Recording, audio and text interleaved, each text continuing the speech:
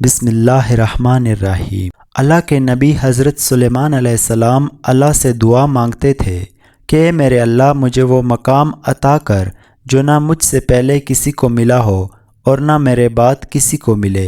اللہ نے حضرت سلیمان علیہ السلام کی دعا کو قبول کیا اور آپ کو اعلیٰ مقام عطا کیا۔ تمام مخلوقات، انسان، پرندے، جنات اور کیڑے مکوڑے آپ کی بات سنتے تھے۔ جنات بھی آپ کا کہا مانتے تھے، آپ کا حکم تسلیم کرتے تھے۔ آپ کے تخت کو ہوا اپنے کندھوں پر اٹھا کے چلتی تھی۔ آپ ہوا میں پرواز کرتے تھے۔ آسمان سے زمین تک کا آپ ایسے ہی نظارہ کرتے تھے۔ اسی طرح ایک بار آپ کا تخت آسمان کی بلندیوں پر پرواز کر رہا تھا کہ اچانک حضرت سلیمان علیہ السلام کی نظر زمین پر پڑی۔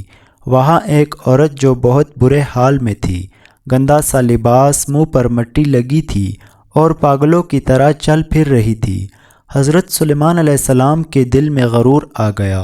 اپنے مقام اور اللہ کے دیے گئے اعلیٰ رتبے کو دیکھ کر آپ اللہ کے احسانات کو بھول گئے اور اس معصوم عورت کو نفرت کی نگاہ سے دیکھنے لگے اور سوچنے لگے کہ اس پاگل عورت سے کون شادی کرے گا۔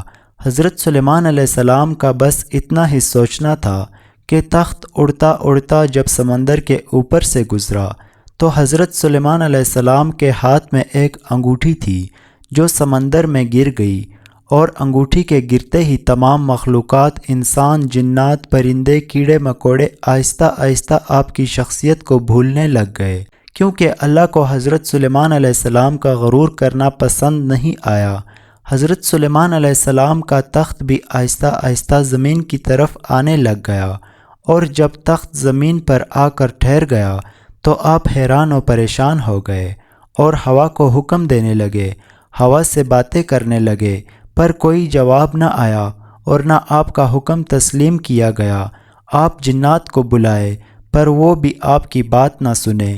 حضرت سلیمان علیہ السلام پریشانی کے عالم میں زمین پر چلنے پھرنے لگے اور سوچنے لگے کہ یہ مجھ سے کیا ہو گیا۔ آپ چلتے رہے اور سوچتے رہے کہ اللہ کو اپنی بنائی گئی مخلوقات سے بہت محبت ہے اور میں نے اس عورت کو بیکار، پاگل، بدکار اور فضول سمجھا۔ شاید یہی بات اللہ کو ناگوار گزری ہے۔ خدا کو میری یہ حرکت پسند نہیں آئی۔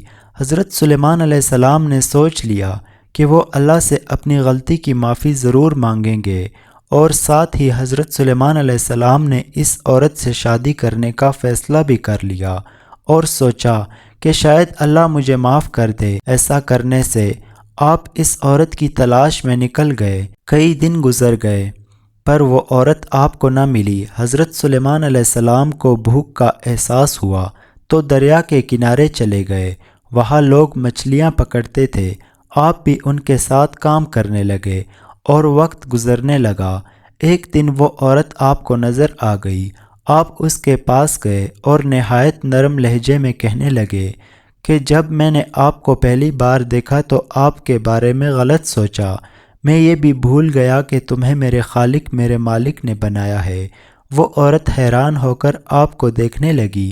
آپ نے فرمایا، کیا آپ مجھ سے شادی کریں گی؟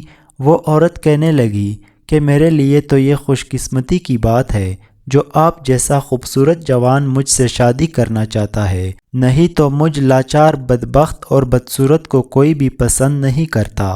سارا دن مجھے لوگوں کے غصے، تنقید اور طعنوں کا سامنا کرنا پڑتا ہے۔ آپ نے کہا، پر میں تم سے شادی کروں گا۔ حضرت سلیمان علیہ السلام نے شادی کر لی اور خوش رہنے لگے۔ کچھ وقت گزرنے کے بعد حضرت سلیمان علیہ السلام ایک دن مچھلیاں پکڑ رہے تھے کہ ایک مچھلی پر نظر پڑی جو بہت چمک رہی تھی۔ آپ نے اس مچھلی کو پکڑ کر کاٹ دیا تو اس کے اندر سے وہی انگوٹھی نکل آئی جو حضرت سلیمان علیہ السلام کے ہاتھ سے نکل کر گر گئی تھی۔ حضرت سلیمان علیہ السلام نے جب اس انگوٹھی کو پہن لیا تو سب کچھ پہلے کی طرح ہو گیا۔ تمام مخلوقات پھر سے آپ کے حکم کی تعمیل کرنے لگی۔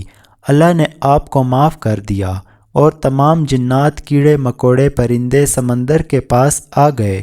تمام مچھیرے حیران ہو گئے اور معافی مانگنے لگے کہ ہمیں نہیں پتہ تھا کہ آپ اللہ کے نبی سلیمان علیہ السلام ہے۔